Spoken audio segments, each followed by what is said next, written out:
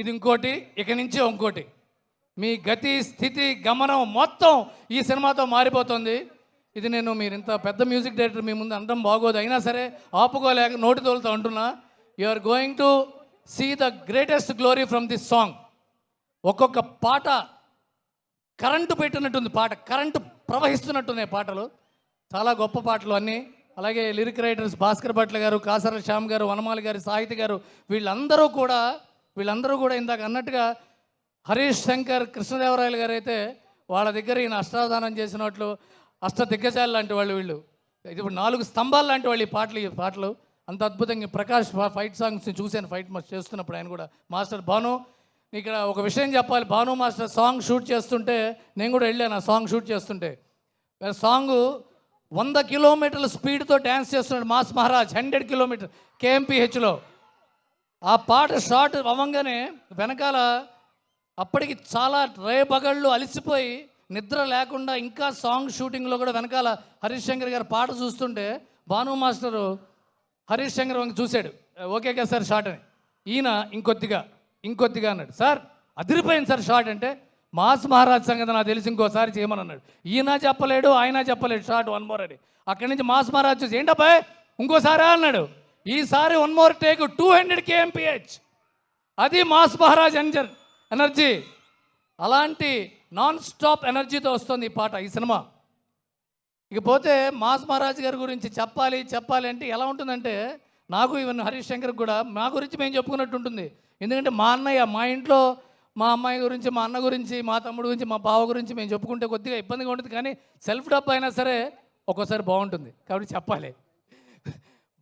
బావ హరీష్ శంకర్ గారి గురించి ఎక్కువ మాట్లాడి నాకు ఈగో ప్రాబ్లం మొత్తంతో. ఒక్క ముక్కలో చెప్పాలి అంటే, పూరి జగన్నాథ్ సినిమాలో హీరో ఎలా ఉంటాడో హరీష్ శంకర్ నిజ జీవితంలో అలా ఉంటాడు. అలాంటి ఎనర్జీ, అలాంటి యాటిట్యూడ్, అలాంటి యారగెన్స్ నిజాయితీ వల్లే వస్తుంది. నిక్కచ్చిగా ఉంటే వస్తుంది. అది హరీష్ శంకర్ దగ్గర ఉంది. అందుకనే కొద్దిగా బలుపు పొగరు కూడా ఆ నిజాయితీ వల్ల వస్తుంది.